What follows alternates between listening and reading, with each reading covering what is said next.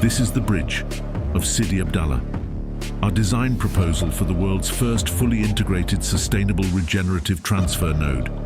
Located in the Algerian city of Sidi Abdellah, also known as Silicon Valley of Algeria Smart City, we designed a hyper-efficient regenerative building where 4 modes of transport intersect.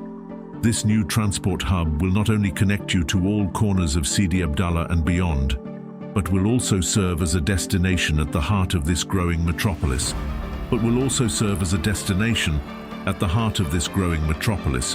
Whether you've just arrived by high-speed train from another city, you can unwind with a leisurely bike ride around the city, or you're swapping from tramway to bus. On your daily commute, the bridge of Sidi Abdellah is crafted to get you to your next destination as quickly as possible. A crucial part of this is the integration of smart technology with a personal data platform providing tailored guidance. As you move through this innovative hub and explore the many amenities, with retail, food and beverage and public spaces into and spread around the hub, the bridge of Sidi Abdellah will become more than a transport hub.